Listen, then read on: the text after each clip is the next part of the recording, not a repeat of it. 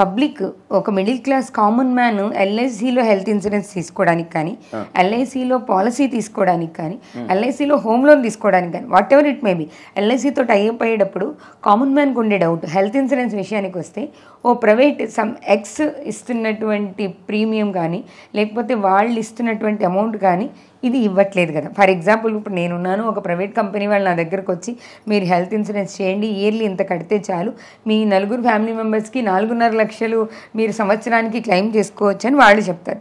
ఇదే పాలసీ, ఇలాంటి పాలసీ కోసం నా అంతట నేను ఎల్ఐసికి వెళ్తే వాళ్ళు చెప్పే ప్రీమియం తక్కువ ఉంది, అట్ ది సేమ్ టైం వచ్చే అమౌంట్ కూడా ఇప్పుడు మీ నలుగురికి కలిపి నేను సంవత్సరానికి 1.5 లక్షలు ఇస్తాను అని అంటున్నారు. ఈ 4.5 లక్షలు 1.5 లక్షలతో పోల్చుకొని ఏమో ఇవాళ రేపు హాస్పిటల్ పరిస్థితులు బాగాలేదు కదా, వెళ్ళిన తర్వాత 1.5 లక్షలు ఎక్కడికి సరిపోతుంది అనే ఉద్దేశంతో ప్రైవేట్ వైపు వస్తున్నారు కదా కామన్ మ్యాన్, కాదంటారా?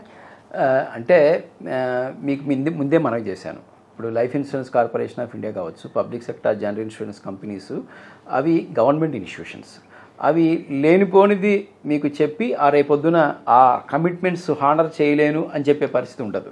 ఎందుకంటే అవి అకౌంటబుల్ టు ద పార్లమెంట్లో ప్రశ్నలు అడుగుతారు వాటి మీద. ఏ ప్రైవేట్ కంపెనీ దాని మీద పార్లమెంట్లో ప్రశ్నలు ఉండవు. ఓకే, గవర్నమెంట్ కాబట్టి పార్లమెంట్కి జవాబుదారీ, ఐఆర్డీఏకి జవాబుదారీ. మీరు దీని మీద మీరు ఇచ్చినటువంటి హామీ ప్రాస్పెక్టస్ కావచ్చు, లేదా మీరు ఇచ్చినటువంటి పాలసీ బాండ్ కావచ్చు, ఇందులో ఏదైనా అంశం మీకు నచ్చలేదంటే, లేకపోతే అంశాన్ని మీరు అమలుపరచలేదని మీరు అనుకుంటే కనుక మీరు అంబుడ్స్మెన్ అని వారికి కూడా కంప్లైంట్ చేయొచ్చు, లేకపోతే కోర్టులకు వెళ్ళొచ్చు. ఇలాంటి అంశాలన్నీ ఉన్నాయి. ప్రైవేట్ ఇన్సూరెన్స్ కంపెనీలు ఎలా చేస్తాయనేది అనేకమైనటువంటి ఎగ్జాంపుల్స్ మన కళ్ళ ముందు ఉన్నాయి. నిన్న కాక మన ఆర్థిక సర్వేలో మీరు చాలా స్పష్టంగా చూస్తే, ఆర్థిక సర్వేలో ఒక బాక్స్ ఐటెం కట్టి ఆర్థిక సర్వేలో రాశారు. ఏమని? 2 లక్షల కంప్లైంట్లు ప్రైవేట్ ఇన్సూరెన్స్ కంపెనీల మీద ఉన్నాయి, excluding the life insurance corporation of India అని రాశారు. 2 లక్షల కంప్లైంట్లు ప్రైవేట్ ఇన్సూరెన్స్ కంపెనీల మీద ఉంటే అందులో సగం కంప్లైంట్లు ఏమున్నాయంటే ఇలాంటి కంప్లైంట్లే. మోసపూరితమైన వాగ్దానాలు చేసి క్లెయిములు తర్వాత ఎగ్గొట్టి, లేదా మిస్సెల్లింగ్ చేసి వాళ్ళకి ఒకటి చెప్పి ఇంకొకటి అమ్మి, వాళ్ళకి అర్హత లేకపోయినా వేరేదేదో చెప్పి ఇలా కళ్ళబొల్లి మాటలు చెప్పారు అని చెప్పి దాదాపు 1,00,000 కంప్లైంట్లు ప్రైవేట్ ఇన్సూరెన్స్ కంపెనీల మీద ఉన్నాయని ఎవరు చెప్తున్నారు ఈ మాట? దేశ ఆర్థిక మంత్రి తన ఆర్థిక సర్వేలో ప్రకటించారు. సో ఇంతకంటే నిదర్శనం ఇంకోటి ఉండదు. అంటే మీకు వాస్తవం చెప్పే వాళ్ళు ఎప్పుడు ఎలా చెప్తారు? ఈరోజు మేము ఇది చేయగలం, ఇంతవరకే ప్రీమియమ్స్ ఉంటాయి, ఈ ప్రీమియమ్స్ ఎలా ఉంటాయి, ఇలా వస్తుందని చెప్పగలరు. ఇక మోసపూరితమైన వాగ్దానాలు చేసేవారు వాళ్ళు స్వర్గాన్నే తీసుకొచ్చి ఇస్తామని చెప్పచ్చు. కానీ వారి వాగ్దానాలు నిజమేంటో మనం ఆ క్లెయిమ్ సెటిల్మెంట్లో కావచ్చు, కోర్టు కేసుల్లో కావచ్చు, ఇప్పుడు పార్లమెంట్లో ప్రస్తావించిన రిపోర్ట్లో కావచ్చు మనం పరిశీలించవచ్చు. ఈ ఇన్సూరెన్సెస్లో సార్ స్పెషల్గా బాగా వినిపించేది ఏంటంటే, దీని మీద చాలా టాపిక్స్, సినిమాలు కూడా వచ్చినాయి. ఇన్సూరెన్స్లో రూల్స్ రాస్తున్నప్పుడు ఆబ్వియస్లీ నేను ఒక కామన్ ఉమెన్గా కూడా చెప్తున్నాను, ఈవెన్ ఎవరైనా మా దగ్గరికి వచ్చినా మేము ఆ ఇన్సూరెన్స్లో ఉన్న రూల్స్ రెగ్యులేషన్స్ ఎవరైనా చదవం. టు బి ఫ్రాంక్, ఎవరైనా చదవం, చక్కగా సిగ్నేచర్ పెడతాం. తర్వాత వాళ్ళు ఏదో మూవీలో చూపించినట్టు నెంబర్ 12 చూడండి అని చెప్పి దాన్ని రౌండప్ చేసి మీకు ఇది క్లెయిమ్ కాదు అని చెప్తున్నాను.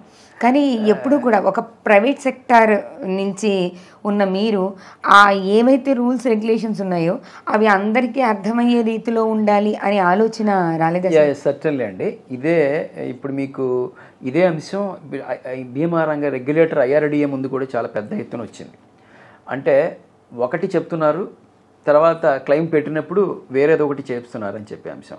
అందుకని ఐఆర్డీఏ నిబంధనలో ఇప్పుడు చాలా స్పష్టంగా పేర్కొన్నది ఏంటంటే, అసలు ఈ పాలసీలో ఏం చెప్పదలిచారు, ఎంత అమౌంట్ ప్రీమియం తీసుకుంటారు, మీకు ప్రతి పాలసీకి లోన్ ఫెసిలిటీ ఉందా లేదా, లేకపోతే ఈ పాలసీలో 5 ఏళ్ళకి ఎంత ఇస్తారు, 10 ఏళ్ళకి ఎంత ఇస్తారు, మెచ్యూరిటీలో ఎంత ఇస్తారు, డెత్ బెనిఫిట్ ఎంత ఉంటుంది, వైకల్యం చెందితే ఎంత ఉంటుంది అనే స్నాప్ షాట్ ఇప్పుడు చాలా స్పష్టంగా ఇవ్వాలి అని ఐఆర్డీఏ తీర్మానం చేసింది. అంటే including private insurance everybody from 1 October 2024 okay ప్రతి వాళ్ళు ఎల్ఐసితో సహా 25 ప్రైవేటు బీమా కంపెనీలు కూడా చాలా స్పష్టంగా మీరు అడుగుతున్న ప్రశ్నకి ఆన్సర్ చేయాలి. అంటే ప్రతి insurance, not only health insurance, everywhere మీరు అసలు ఏం కవర్ చేశారు.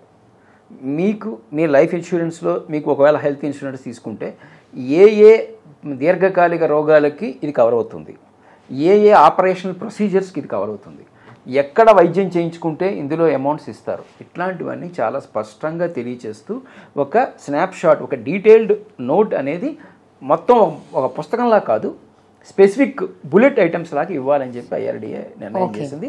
మీకు 1 అక్టోబర్ నుంచి కూడా బహుశా వీటి విషయంలో కొంత ప్రజలకు ఉపశమనం కలుగుతుందని మేము క్లారిటీ వచ్చేస్తుంది. ఇప్పుడు ఎవరికి కూడా అంత ఓపిక తిరగలేదు చదువుకునేటట్టు.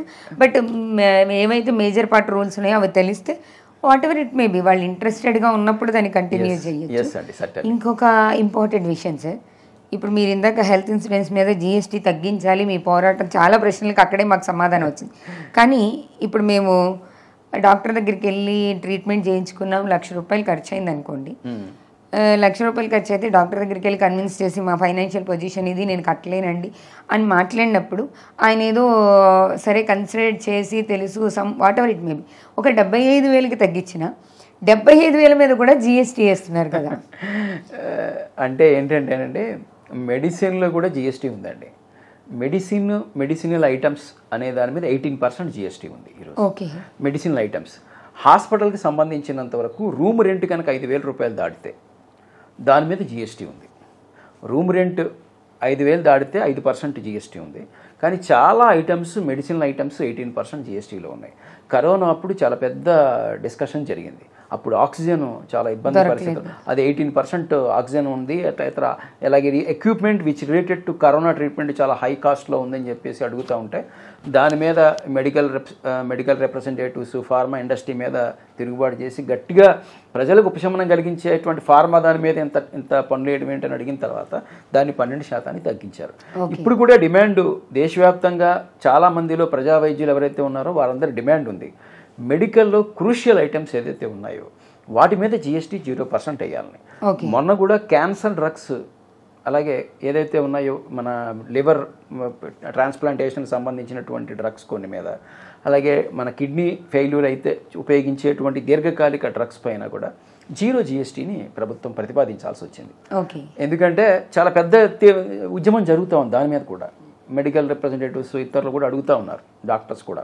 ఎందుకంటే ప్రజలందరికీ ఉపయోగపడాల్సిన అంశం. అక్కడ 25,000 తగ్గించమని అంత రిక్వెస్ట్ చేసిన తర్వాత మీరు దీని మీద 9,000, 10,000 వేస్తే ఆ 10,000 కట్టగలిగిన వాడికి ఇంత రిక్వెస్ట్ ఉండదు కదా సార్.